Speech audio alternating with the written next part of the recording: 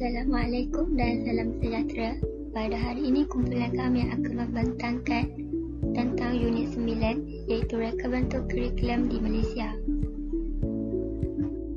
Kumpulan kami terdiri daripada 4 orang ahli iaitu Sarah Husna, Sofia, Sarah dan Rowena. Di dalam unit ini, kami akan membincangkan mengenai konsep dan pengertian reka bentuk dan model kurikulum. Seterusnya, orientasi dan pola reka bentuk kurikulum, teori-teori yang mendasari reka bentuk kurikulum, prinsip penyusunan reka bentuk kurikulum, model kurikulum rasional Taylor, dan akhir sekali prinsip organisasi kurikulum kebangsaan. Pertama sekali, kita akan membincangkan mengenai konsep dan pengertian reka bentuk dan model kurikulum.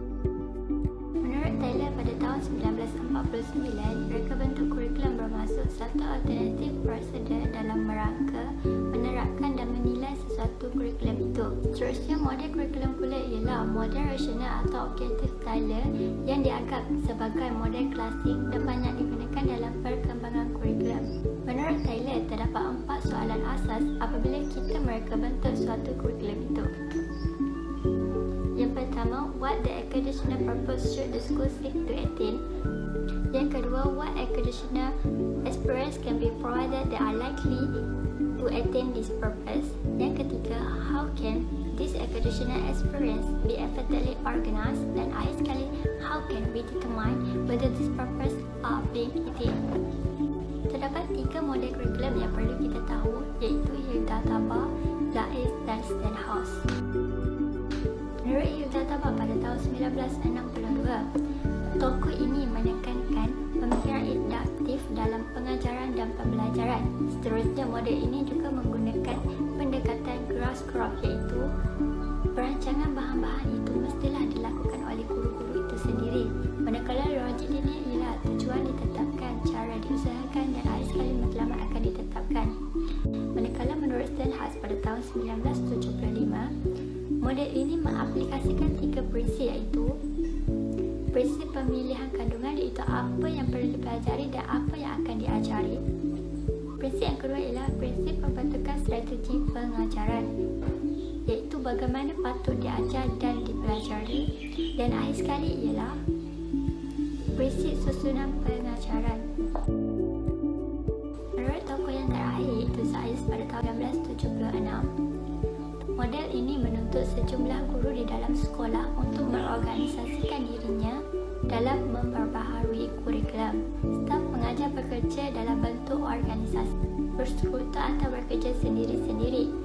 Dalam model ini, pembaharuan kurikulum dicontohkan dalam satu skala kecil untuk diaplikasikan oleh para pengajar yang lain. Seterusnya, kita akan beralih kepada klasifikasi model reka bentuk kurikulum.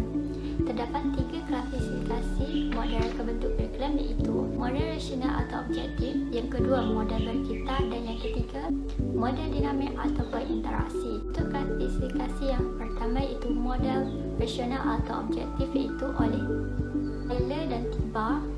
Ciri-ciri model ini ialah mengikut logik linear, iaitu tujuan ditentukan, cara diusahakan dan matlamat akan ditetapkan. Seterusnya, bagi model berkitar oleh tokoh Wheeler, Nicholas dan McDonald, ciri-ciri klasifikasi ini ialah model dalaman akan saling berkait, iaitu dengan menekankan penyelesaian masalah dan saling hubungan sistem. Bagi klasifikasi yang terakhir iaitu model dinamik atau interaksi oleh Zaiz, Milke and Skilbeck, Seiler and Zonder dan akhir sekali Gottlieb. Ciri-ciri bagi klasifikasi ini ialah mengikut logik linear, iaitu interaksi, pelbagai pemboleh ubah dasar dan pemboleh ubah komponen.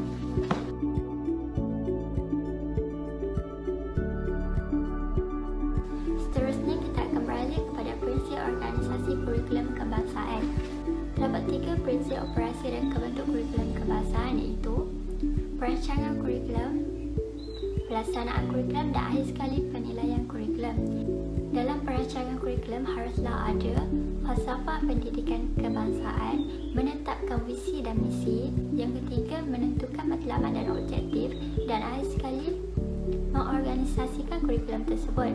Pelaksanaan kurikulum boleh dilakukan sama ada di peringkat pusat, negeri, daerah, sekolah ataupun bilik darjah. Dan sekali ialah penilaian kurikulum. Penilaian kurikulum untuk menilai keberkesanan kurikulum yang telah dijalankan. Bila penilaian telah dilaksanakan, terdapat dua cara yang boleh kita lakukan, iaitu lepas dapat maklum balas, kita akan buat penambahbaikan, sama ada buat penambahbaikan atau kita reka bentuk semula kurikulum tadi.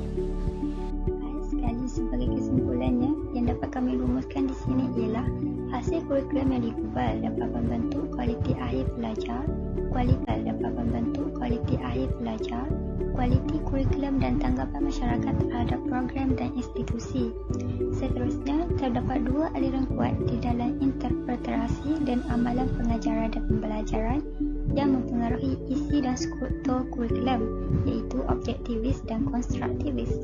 Terdapat juga kurikulum tersembunyi di dalam kurikulum yang telah dibina. Tugasan setiap pendidik ialah untuk menentukan bahawa pengajaran dan matlamat yang hendak dicapai adalah selaras dengan falsafah, misi dan visi serta amalan yang telah dipilih dan memaksimalkan koherens serta kesan-kesan positif dari kurikulum tersembunyi. Assalamualaikum dan salam sejahtera. Saya ingin menyambung pembentangan seterusnya, iaitu bahagian orientasi dan pola reka bentuk kurikulum. Bahagian yang pertama ialah orientasi reka bentuk kurikulum. Orientasi reka bentuk kurikulum ini terbahagi kepada 4. Yang pertama ialah kurikulum berpusatkan pelajar. Kurikulum berpusatkan pelajar ini, guru hanya memfokuskan kepada potensi murid itu sahaja. Pengajaran juga mengikut minat murid sahaja, dan organisasi kurikulum berorientasikan aktiviti dan membina pengalaman untuk pelajar seperti minat mereka, keperluan dan tujuan mereka. Kurikulum berpusatkan pelajar ini hanyalah bersifat terbuka kepada murid yang untuk turut serta dalam mereka bentuk kurikulum. Contohnya, yang ada sekolah di Malaysia ini ialah kurikulum sekolah sukan di Bukit Jalil, Bandar Penawar. Kurikulum sekolah sukan ini hanya menawarkan subjek-subjek kurikulum sahaja untuk minat murid sahaja. Orientasi reka bentuk kurikulum yang kedua ialah kurikulum berpusatkan akademik. Kurikulum berpusatkan akademik ialah untuk menekankan pengetahuan, nilai dan warisan budaya Malaysia ini. Kurikulum berpusatkan akademik ini hanya berorientasikan kepada subjek dan pengetahuan. Kurikulum berpusatkan akademik ini juga fokus kepada pengetahuan bagi membangunkan intelek seorang murid. Guru juga haruslah mengajar pengajaran yang berfokuskan penglibatan proses mengingat dan memahami subjek tersebut. Guru hendaklah mengajarkan secara terpisah-pisah mengikut topik yang telah mereka rancang untuk mengajar di sekolah tersebut. Contohnya seperti reka bentuk mata pelajaran pelbagai. Orientasi reka bentuk kurikulum yang ketiga ialah kurikulum berpusatkan masyarakat. Kurikulum berpusatkan masyarakat ini berdasarkan kesejahteraan masyarakat sekeliling kita.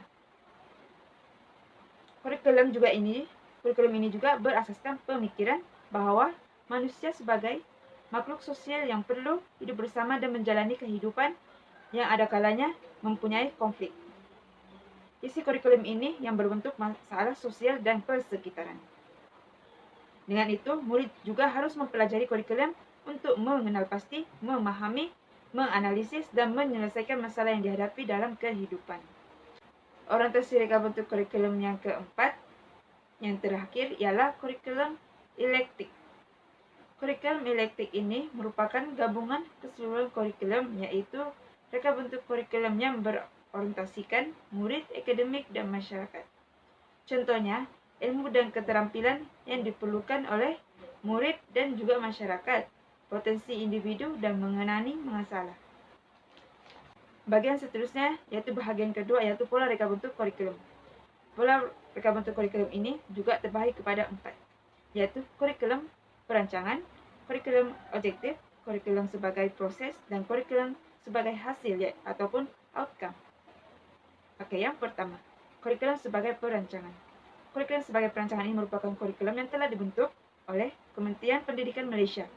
Ini adalah untuk penting yang dilaksanakan oleh setiap warga pendidik yang berada di Malaysia. Sebagai warga pendidik, hendaklah mentafsir, menterjemah dan melaksanakan sesuatu pengajaran ataupun PDP berdasarkan dokumen standard kurikulum dan pentaksiran, iaitu DSKP, sebagai panduan pengajaran untuk mereka. Kurikulum sebagai perancangan ini juga untuk rancangan pengajaran yang berpandukan topik yang telah disenaraikan dalam rancangan kerja dan silibus, yang juga merupakan sebagai daripada kurikulum bagi sesuatu mata pelajaran. Untuk kurikulum yang kedua iaitu kurikulum sebagai objektif. Kurikulum sebagai objektif ini yang telah ditetapkan hendaklah selaras dengan keperluan murid, masyarakat, pandangan pakar dan bidang berkenaan berdasarkan falsafah dan matlamat pendidikan. Pola reka bentuk kurikulum yang ketiga ialah kurikulum sebagai proses. Kurikulum sebagai proses ini ianya bukan bersifat fizikal tetapi merupakan interaksi antara guru, murid dan juga bahan dan pengetahuan. Kurikulum sebagai proses ini kita boleh mengambil contoh seperti PDP yang dilakukan di kelas. PDP yang dilakukan di kelas yang berlakunya interaksi antara guru, murid dan juga bahan yang diperlukan oleh guru untuk memberi tunjuk ajar kepada murid tersebut dan juga pengetahuan yang diterima oleh murid dan juga pengetahuan guru yang disampaikan kepada murid. Pola reka bentuk kurikulum yang terakhir ialah kurikulum sebagai hasil ataupun outcome. Kurikulum sebagai hasil ini merupakan kurikulum yang dapat melahirkan insan yang mempunyai keseimbangan dari aspek intelek, rohani, emosi, jasmani, dan rakyat yang dapat memenuhi aspirasi negara. Assalamualaikum dan salam sejahtera. Saya Sarusna binti Muhammad Syukri ingin menerangkan sedikit sebanyak mengenai teori-teori mendasari reka bentuk kurikulum. Okey, dalam teori ini terdapat teori pembelajaran, asas ilmu mendasari teori kurikulum dan juga pembandingan teori-teori reka bentuk kurikulum. Terdapat beberapa jenis ciri-ciri atau teori, antaranya ialah aplikasi kurikulum, pendekatan pelajaran dan pembelajaran, kaedah pelajaran dan pembelajaran, matlamat yang hendak dicapai, pengajaran guru, pembelajaran murid, pentaksiran, peranan guru, peranan murid dan juga orientasi kurikulum.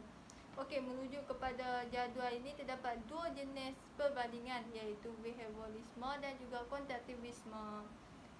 Sebagai salah satu contoh yang saya ambil melalui jadual perbandingan ini ialah matlamat yang hendak dicapai. Matlamat yang hendak dicapai mengikut behaviorisme ialah pengurusan kandungan atau produk, manakala konstruktivisme pula ia membawa makna kepada membina kefahaman proses dan produk. Di dalam teori mendasari reka bentuk kurikulum ini juga terdapat asas ilmu. Antara asas-asas ilmu yang ada dalam pembinaan kurikulum ialah falsafah, psikologi, sosiologi dan juga teknologi. Di dalam asas-asas ilmu ini terdapat pula pecahan-pecahannya, iaitu falsafah ialah teori realiti ilmu dan juga nilai. Bagi psikologi ialah teori pembelajaran dan motivasi. Untuk sosiologi pula ialah teori sekolah dan juga masyarakat. Akhir sekali, untuk teknologi ialah teori sistem komunikasi dan juga maklumat. Seterusnya ialah teori kurikulum, di mana teori ini terbahagi kepada 4 jenis, iaitu teori disiplin-mental, teori saintifik, teori fungsi dan juga teori berasas sekolah. Di dalam teori ini pula terdapat satu pecahan, iaitu fenomena kurikulum yang terdiri daripada 4 pecahan, iaitu reka bentuk kurikulum, perkembangan kurikulum, liputan kurikulum dan juga liputan kurikulum. Akhir sekali ialah perbandingan teori reka bentuk kurikulum, di mana ia terdiri daripada 8 jenis komponen, iaitu pelapor, logik, fungsi, liputan kurikulum, pembahagian kurikulum, reka bentuk kurikulum, perkembangan kurikulum dan juga kritikan. Salah satu contoh pembandingannya ialah logik, di mana menurut teori disiplin mental ialah psikologi indera, di mana akan mempunyai otot yang perlukan latihan mental. Seterusnya, mengikut teori saintifik pula, logik merupakan pengeluaran barang industri. Sebagai contoh, manusia bagaikan barangan keluaran industri. Menurut teori fungsi pula, ia adalah fungsi sosial dalam sistem masyarakat, dan akhir sekali bagi teori berasaskan sekolah ialah morfogenesis yang berbawa maksud konflik struktur sosial di mana golongan dominan versus golongan penyangga. So, setakat ini saja penerangan saya bagi tajuk teori-teori mendasari reka bentuk kurikulum. Saya, Rowena Ana Acu, saya akan membentangkan prinsip penyusunan reka bentuk kurikulum. Ini merupakan gambar raja prinsip penyusunan reka bentuk kurikulum. Dimensi menegak dimulai dengan prinsip kesinambungan, seterusnya prinsip urutan. Dimensi mendatar pula dimulai dengan prinsip skop, prinsip integrasi, dan akhir sekali prinsip imbangan. Seterusnya, saya akan memberikan keterangan prinsip yang terdapat dalam penyusunan reka bentuk kurikulum.